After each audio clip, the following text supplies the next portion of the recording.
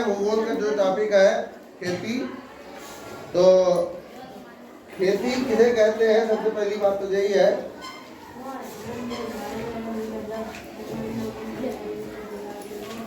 तो हमने जैसा अभी थोड़ी देर पहले हम लोगों की बात हुई कि खेती किसे कहते हैं, तो आपने क्या बताया, फसल कहते हैं। फसल किसे कहते हैं, जब हम अपने उद्देश्य प्राप्ति के लिए एक निश्चित भूभाग पर कुछ फसलों को, कुछ पौधों को एक जैसे, अलग तरीके के नहीं, अलग तरीके का आता है तो हम उसे मार डालते हैं, है ना। गेहूं खेत में जौ जम जाए तो मार डालते हैं, जबकि जौ का भी काम होता है भाई, जौ भी तो अनाज है। गेहूं खेत में चना जम जाए मार डालते हैं, क्यों? क्योंकि हमें एक जैसा चाहिए, हमें गेहूं चाहिए, गेहूं के अलावा कुछ नहीं चाहिए, होता है ना। तो किसी एक भूभाग पर उद्देश्य प्राप्ति हेतु एक जैसे पौधों को उगाना फसल है। बात समझ में आई? क्या बात समझ में आई? तीन बातें हैं। एक भूभाग यानी कि खेत पर अपनी उद्देश्य प्राप्ति के लिए, ऐसा नहीं है घास की फसल होता है, घास की फसल तो नहीं होती, हमारा उद्देश्य नहीं पूरा होता उससे, हमारे उद्देश्य की प्राप्ति। तीसरी बात, एक जैसी फसल, एक जैसे पौधों को उगाना फसल कहलाता है। तीनों बातें समझ में आई? कौन कौन सी तीन बातें? निश्चित भूभाग पर उद्देश्य प्राप्ति के लिए एक जैसे पौधों को उगाना। ये तीन चीजें जब मिल जाती हैं तो वह फसल कहलाती है। बात समझ में आ गई? अगला विषय आता है, फसल तो हो गई, अगला पॉइंट आता है पशुपालन। पशुपालन क्या होता है? गाय भैंस को पालना। क्यों पालते हैं?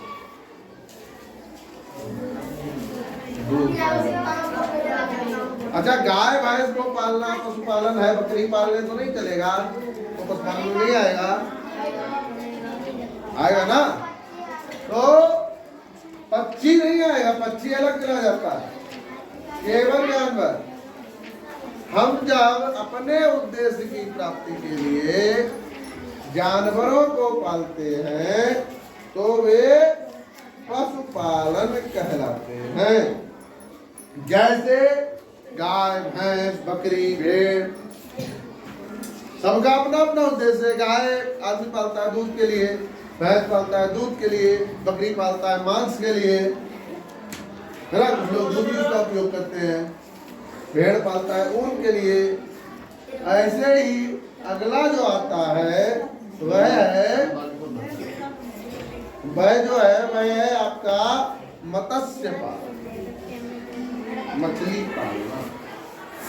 तो जो मछली पालना है उसको मत्स्य पालन कहते हैं। अच्छा, अभी हमने बताया एक निश्चित भूभाग पर उद्देश्य प्राप्ति के लिए पौधों को उगाना फसल कहलाता है। लेकिन यहाँ पर भी पौधों की डिफरेंस के हिसाब से मामला गड़बड़ हो जाता है। जैसे जब पौधे पेड़ का रूप ले लें, मान लो कहीं तुम बांस लगा दो, उद्देश्य तो प्राप्ति होगी, लेकिन वो खेती नहीं कहलाएगी, वो फसल नहीं कहलाएगी, वो वानिकी हो जाएगी ना, वो वानिकी हो जाएगी। तुम कहीं लिप्टिस लगा दो, उद्देश्य प्राप्ति हो रही, पैसा आ रहा, लेकिन वो वानिकी कहलाएगी। पॉपुलर वानिकी कहलाएगा। बगिया बना दो, वानिकी में आएगा। जब बड़े पेड़ लगाए जाते हैं तो उनको वानिकी की श्रेणी में रखते हैं। यहाँ तक बात समझ में आई? अब एक चीज सोचो कि अच्छा आखिर खेती शुरू कैसे हुई, क्या हुआ होगा खेती शुरू? बताओ, अंदाजा लगाओ क्या हुआ होगा, खेती कैसे शुरू?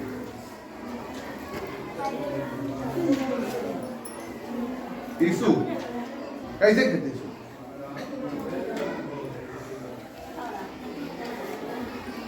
बताओ जानते? एक बीज मिला वही बोल दिया। ऐसा है, खेती कैसे शुरू हुई, इंसान कैसे आया, इसका कोई वैज्ञानिक प्रमाण अभी तक नहीं, लेकिन कई कहानियां चल रही, उनमें से एक कहानी हम सुना देते हैं। एक बार मानव थोड़ा विकसित हो गया था, वह अनाज खाने लगा था, अनाज बीनता था और खाता था, ठीक।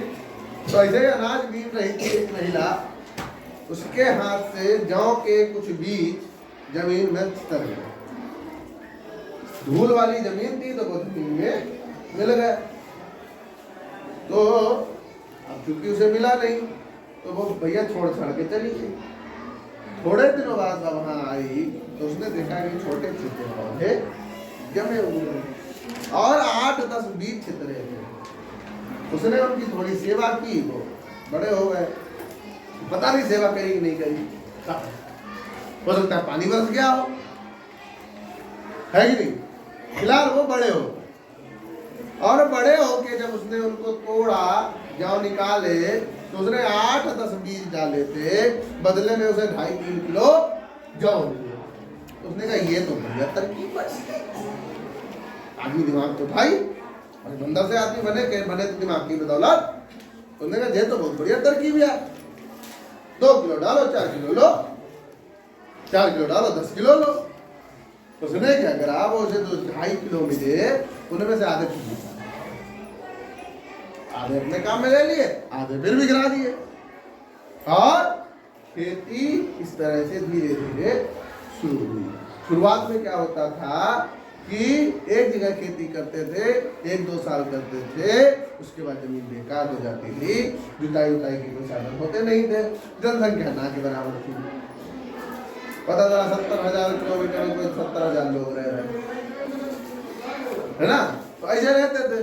तो यहाँ पे साफ किया, खेती कर ली। यहाँ पे जब 2 साल बाद कुछ नहीं हुआ, क्या खेती जब भाई जुताई नहीं करोगे तो होगी कहाँ से, बीज कैसे पड़ेगा। तो थोड़ा और आगे बढ़ गए, खेत बटे नहीं देंगे, गोविंद मेरे खेत कैसे घुस गया, हाँ नहीं, सब कुछ जमीन ऐसे ही पड़ी थी, ना कोई देश बटा था, ना जमीन बटी थी। तो जहाँ आगे बढ़ते जाते थे, डालते जाते थे, वहां उगते जाते थे, खाते जाते थे। तो ऐसी जो खेती होती है, अब भी ऐसी खेती होती है, उसे झूम खेती होती है, ठीक है। तो इस तरह से खेती शुरू हुई। अब खेती भी 2 तरह की होती है भैया, खेती भी 2 तरह की। नंबर 1 निर्वाह खेती, नंबर 2 व्यापारिक खेती। नंबर 1 निर्वाह खेती,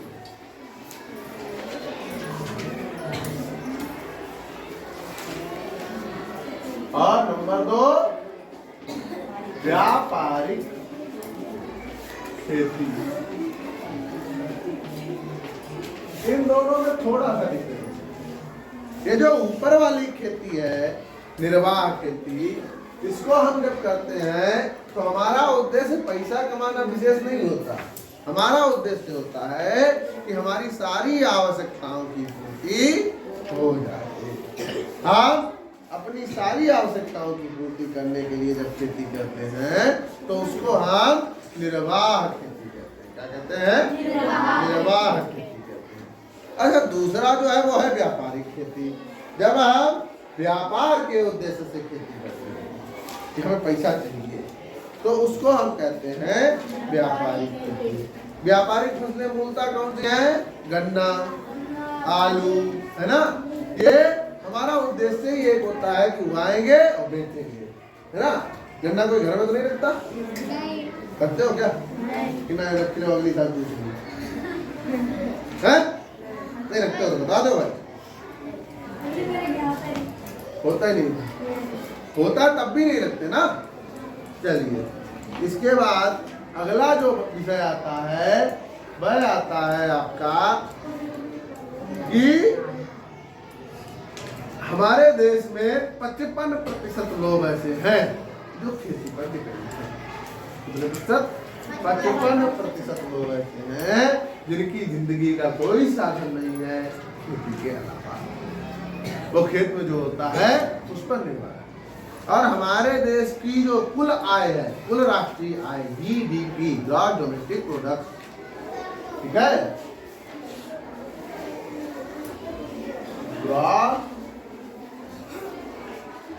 डोमेस्टिक जीडीपी, ये क्या होता है कि हमारे देश में कुल कितना पैदा हुआ उस आधार पर ये निकाला जाता है। तो इसका 17% हिस्सा, एक बहुत बड़ा हिस्सा होता है, 17% खेती से जाता है। ठीक है। अच्छा, अब आगे चलते हैं। अच्छा, हमारे यहाँ जो खेती में फसलें उगाई जाती हैं वो मूलतः 3 तरह की होती है। 3 तरह कौन कौन सी होती हैं? नंबर 1 खाद्यान्न फसलें,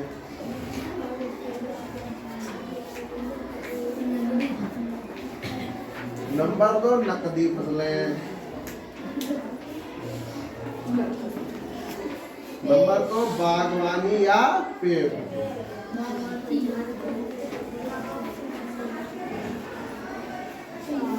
ये 3 तरह की फसलें हमारे यहाँ उगाई जाती हैं। नंबर 1 खाद्यान्न फसलें, जिसमें ज्यादातर अनाज आता है। अनाज जो भी है, गेहूं, जौ, बाजरा, चावल, ये सब खाद्यान्न फसलें कहलाती हैं। नकदी फसलें वो होती हैं जिनका उद्देश्य नोट छापना, पैसा के लिए जो उगाई जाती है, व्यापार के उद्देश्य से जो उगाई जाती है। जैसे तुम्हारा गन्ना, कपास, दूध, तंबाकू, इनमें से कोई ऐसी फसल नहीं है जिसे तुम अपने घर पे रखना चाहो। कौन है? हाँ, तंबाकू ही तुम रखो बेटा। तंबाकू भी वो उस फार्म में नहीं होती कि तुम मल्ली की तरह मल ले, वो इसे करके तंबाकू खरीद ले।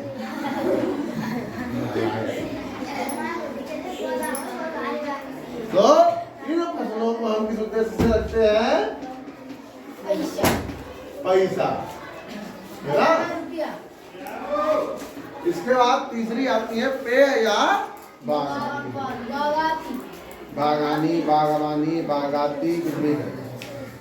ये फसलें जो होती हैं इनमें ज्यादातर या तो पेय माने पीने वाली, या बागाती या बागवानी बड़े पेड़ों की फसलें, जैसे चाय, कहवा, कॉफी, रबर, घर के इन जो बहुत दिया पापलर, लिप्टिस, ये सभी बागाती और वैसी। अच्छा, एक चीज और भी है, फसलों को 3 रूप से बांटा गया। एक तो ये हो गई फसलें पैसा के आधार पर, है ना? अब मौसम के आधार पे भी फसलों को 3 तरह से बांटा जा सकता है। 3 तरह से बांटा जा सकता है। तो हमारी जो फसलों का सीजन शुरू होता है वो शुरू होता है खरीफ से, ठीक है? फिर रबी, फिर खरीफ की फसलें कब होती है भाई? वर्षा ऋतु से आरंभ होती है, थोड़ी थोड़ी ठंड होती है, तभी ठप हो जाती है, मतलब उग जाती है। तो ये प्रायः जो है जून के आखिर से जुलाई के बीच तक बोई जाती है, ठीक है? और 120 दिन की फसलें होती हैं, यानी कि 4 महीना। तो जून, जुलाई, अगस्त, सितंबर, अक्टूबर। तो कब कटेंगे भैया? सितंबर के लास्ट से अक्टूबर के बीच तक। ठीक, कितनी बात समझ में आ गई? इसके अंदर में कौन कौन सी फसलें भैया आ गई, जितनी बोई जाती हो देख लो। धान, चना, चना कब भैया गेहूं बोलो, धान, उड़द, मक्का, ये सारी फसलें जो है खरीफ में बोई जाती है, ठीक है? इसके अलावा एक और फसल है जो बोई जाती है, गन्ना। ठीक, उसके बाद आते हैं रबी।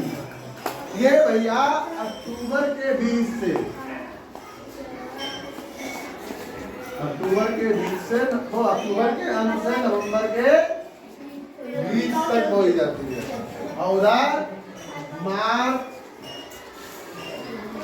अप्रैल के बीच में बल्कि फरवरी मार्च में चल जाती है। इस बार लेट हो गए हम लोग हैं।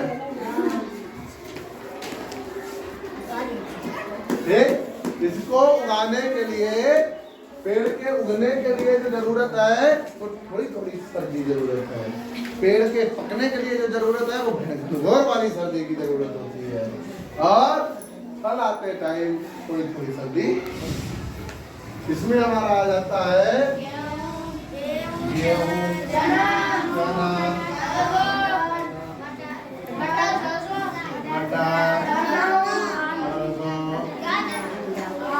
ये सभी इसमें जायद की जो फसल होती है ये जो है वो आपके मार्च लास्ट से अप्रैल के मिड तक यानी कि मंथ तक हो ही जाती है।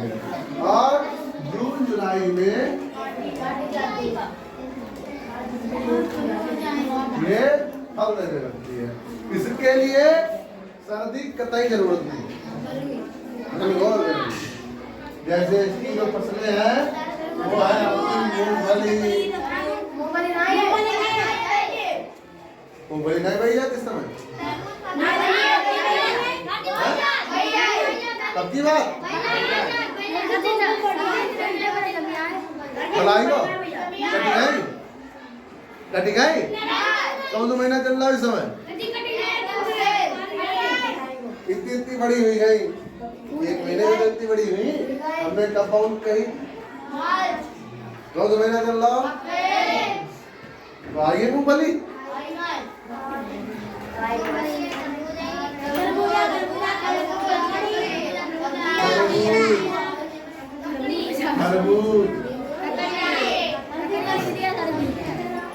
ऐसे बोलते रहो तो पढ़ाई में अच्छा लगता है, मन लगता है ना। लेकिन बोलो ज्यादा तक खाली बातें नहीं बोलनी। तो जितनी भी सब्जियां हैं हरी वाली वो ज्यादातर इसी टाइम। चलिए अब इसके बाद हम लोग अपने देश में होने वाली प्रमुख फसलों के बारे में चर्चा करेंगे। सबसे पहला जो आपको दिया गया है वो है चावल। चावल हमारे देश में बहुत होता है ना। कहाँ होता है? पश्चिम बंगाल, उत्तर प्रदेश है ना, आंध्र प्रदेश, असम, बिहार, इन सब जगहों पर बहुत चावल। पश्चिम बंगाल में तो इतना चावल होता है, वहाँ का फेमस है मच्छी भात। पश्चिम बंगाल आप जाओ या असम साइड चले जाओ, वहाँ बहुत फेमस है मच्छी भात, मछली और चावल। बल्कि जितने समुद्री एरिया है ना वहाँ आपको मच्छी भात बहुत मिलेगा। ठीक है,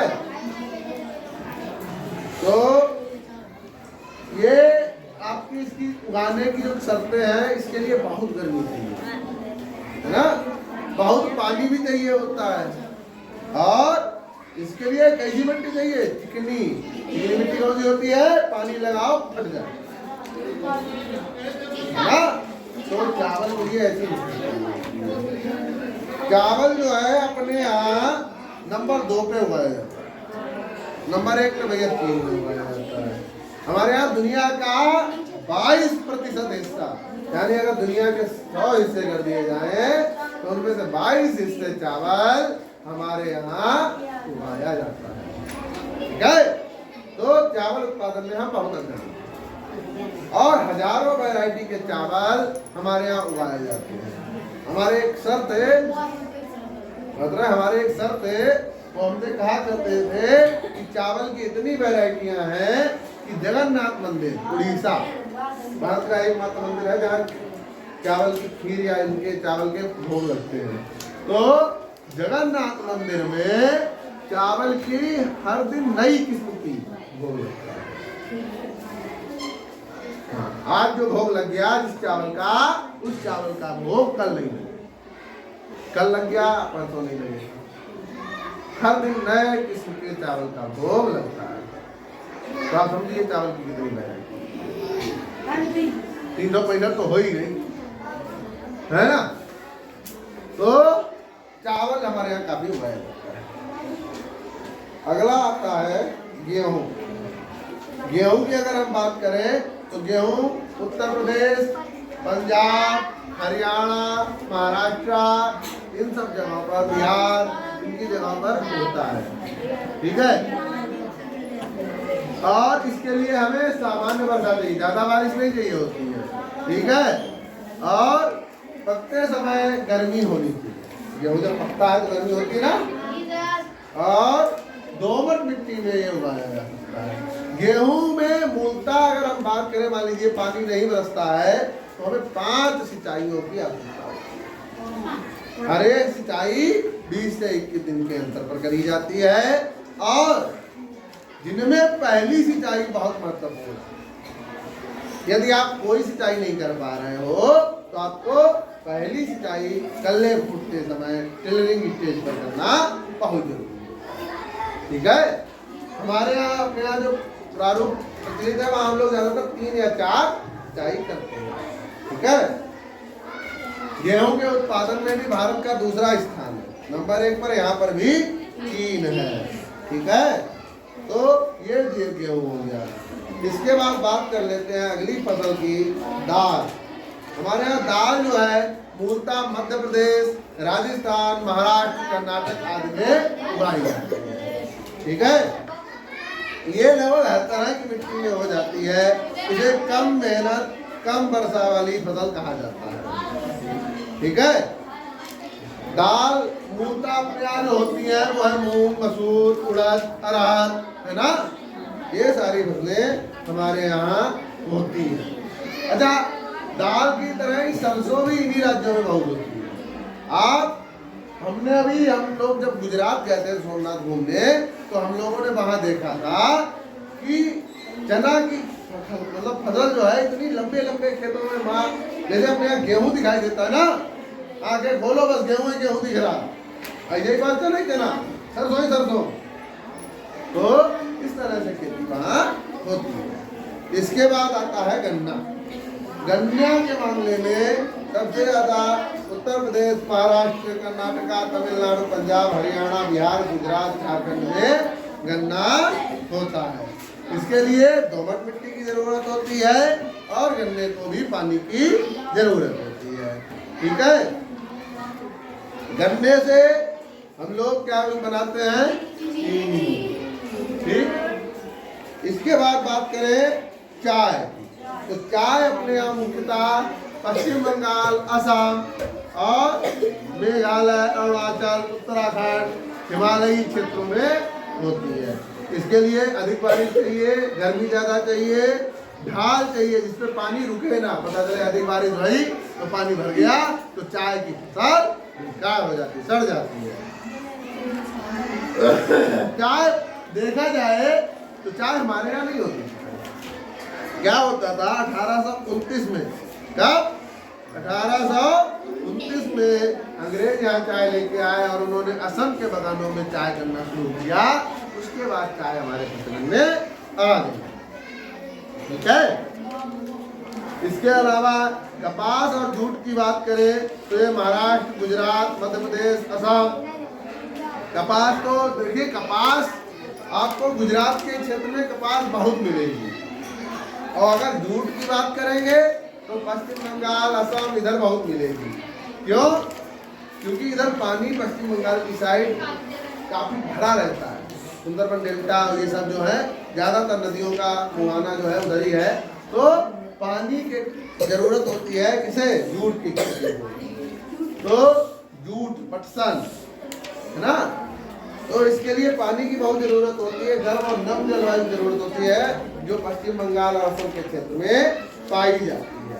जबकि कपास के लिए काली मिट्टी की जरूरत होती है, गर्म और नम जलवायु की जरूरत उसके लिए भी होती है। ये जो है हमें मध्य प्रदेश और गुजरात में मिलती है। ठीक है। अब इसके बाद जो पॉइंट आया है राष्ट्रीय आय, है ना, GDP। तो ये हमने अभी आपको बताया कि जब हम खेती करते हैं वो जब हम अपने देश की राष्ट्रीय आय को जोड़ते हैं तो उसमें हम क्या करते हैं, हमारे देश में जो कुछ उग रहा है, जो कुछ हो रहा है, उससे सबसे हमें क्या क्या प्राप्त होता है और कितनी मात्रा में प्राप्त होता है, उस सबको जब हम जोड़ देते हैं तो वो हमारी राष्ट्रीय आय बन जाती है। जैसे खेती से प्राप्त हुआ, डॉक्टर ने सेवा करी, मास्टर ने सेवा करी, सेना ने सेवा करी, या बिजली से प्राप्त हुआ, ये सब जोड़ जाड़ के जो मूल आता है वह राष्ट्रीय आय कहलाता है। ठीक है। नगदी फसलें किसे कहते हैं, हम बता चुके हैं आपको।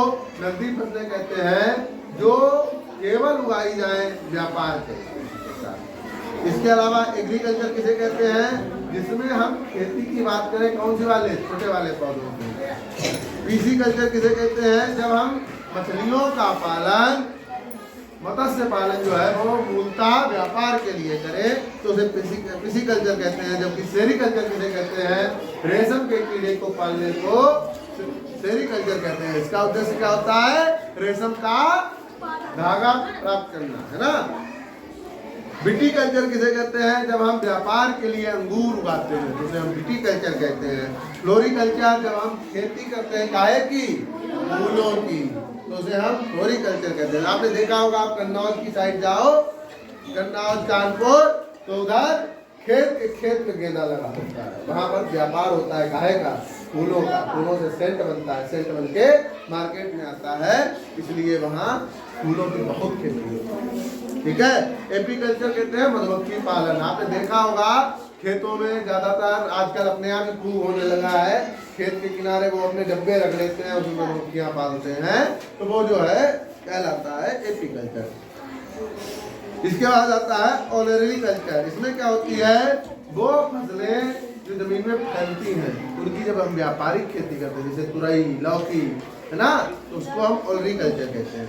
ये कुछ शब्द थी, शब्दावलियां थी जो खेती के लिए उपयोग होती हैं। और इसके बाद राष्ट्रीय कृषि नीति की बात करें तो भारत सरकार हर वर्ष खेती के उत्पादन को बढ़ाने के लिए, लागत को घटाने के लिए कृषि नीति अपनी बनाती है और उससे हमें काफी फायदा हुआ। जैसे हम आपको बता चुके हैं 1960-1955 के दौर में हम लोग अमेरिका से सड़ा गेहूं खाते थे, है ना। और MS स्वामीनाथन की अगुवाई में एक कमेटी बनी, लाल बहादुर शास्त्री जी प्रधानमंत्री हुआ करते थे, और हम लोगों ने अच्छे बीजों का उत्पादन करना शुरू किया, अच्छी वैज्ञानिक पद्धतियों से खेती करना शुरू किया, और हमारे यहाँ हरित क्रांति का जन्म हुआ 1965-66 के आसपास। उसका परिणाम यह हुआ कि जो देश 1950-55 के आसपास दूसरों पर निर्भर हुआ करता था, आज बड़ी देश दूसरों का पेट भरता है ना। तो इस तरह से हरित क्रांति के द्वारा हमने एक बहुत ज्यादा प्रगति की है खेती के मामले में। हरित क्रांति के द्वारा हमने क्या किया है, नए नए बीज, नई नई वैज्ञानिक पद्धतियां, नए नए कृषि यंत्रों के द्वारा उपज को बढ़ाया है। अब हम बात कर लेते हैं, खेती में एक चीज और होती है, बहुत नाम सुना होगा, चकबंदी। क्या होती है चकबंदी भाई? चकबंदी क्या होती है, कई बार हमने आपने देखा होगा खेत खरीदने और बेचने के कारण छोटे छोटे खेतों का निर्माण होता है।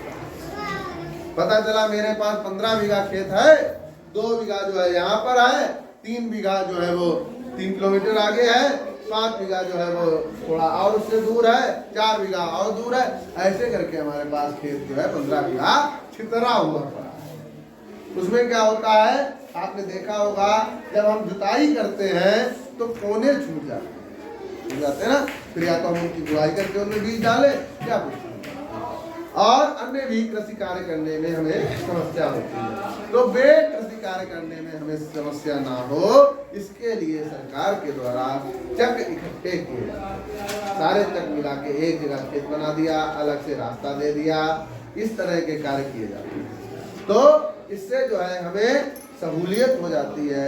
इन तो जो ये छोटे छोटे चक चारों ओर फैले हुए होते हैं, उन्हें इकट्ठा करने की, एक बड़ा चक बनाने की प्रक्रिया जो है वो चकवंती के द्वारा होती है।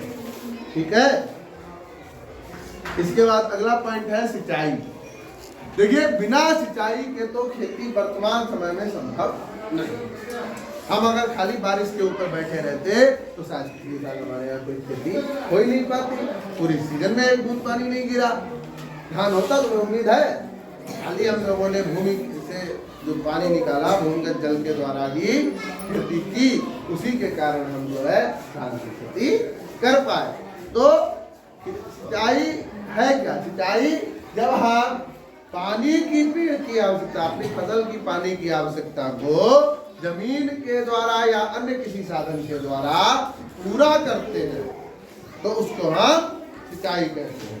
चाहे सिंचाई के साधन बहुत हो सकते हैं, ट्यूबवेल, समर है और पंपिंग सेट है, नहर जब भी होती है ना सिंचाई। तो ये आधुनिक सिंचाई के साधन है। और सिंचाई के पुराने साधनों की बात करें तो पहले रहट चलती थी, रहट है ना, और कुएं में चलती थी बाल्टी जैसी। तो ऐसे अनेक साधन पहले हुआ करते थे। हम लोग ऐसे वो बनाते थे झोले जैसी, उसे पानी करके फेंकते थे। तो पहले इस तरह से सिंचाई हुआ करती थी।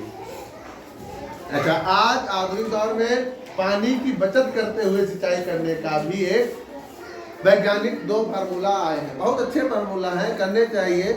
शुरुआत में खर्चा होता है लेकिन बाद में खर्चा नहीं होता है। इसमें क्या करते हैं? पहला है स्प्रिंकलर इरिगेशन, छिड़काव सिंचाई। इसमें हम खेत के अंदर पाइप डाल देते हैं, पाइप में 2-3 जगह पर नोजल लगा देते हैं। नोजल जो है वो फव्वारे के रूप में पानी को खींचता है। तो पेड़ों को बारिश जैसी अनुभूति होती है, फसल भी अच्छी होती है और पानी भी कम खर्च होता है। दूसरा है टपक सिंचाई। ये मूलतः उन क्षेत्रों के लिए, ड्रिप इरिगेशन, ये मूलतः उन क्षेत्रों के लिए विकसित की गई है जहाँ पानी की बहुत ज्यादा कमी है। वहाँ हम क्या करते हैं? खेत में पाइप डाल देते हैं और जड़ के पास नोजल लगाकर छेद कर देते हैं। उससे बूंद बूंद पानी जड़ को मिलता रहता है और हमारी पानी की बर्बादी नहीं होती। ये आधुनिक सिंचाई के तरीके हैं।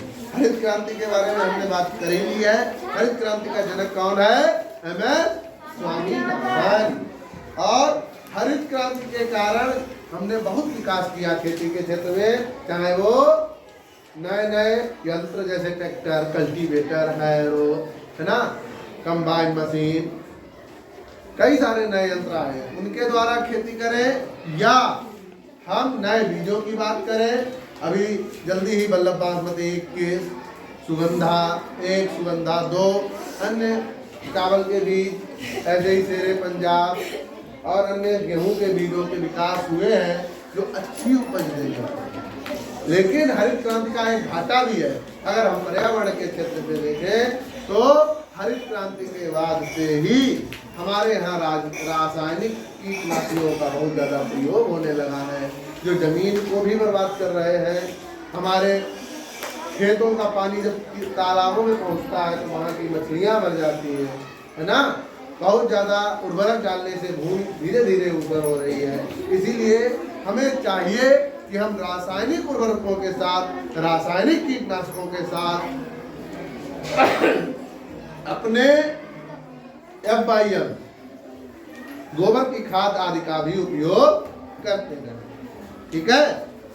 तो हम कह सकते हैं कि खेती करने के लिए जैविक खाद जो गोबर आदि से बनाई जाए वो सबसे अच्छी होती है। तो आज खेती और किसानी में हम लोगों ने इतना देखा। इसके बारे में कोई समस्या हो तो पूछ सकते हैं, बाकी मेरी ओर से पाठ कंप्लीट। कोई दिक्कत किसी को? कोई भी दिक्कत नहीं? पक्का? चलो, धन्यवाद।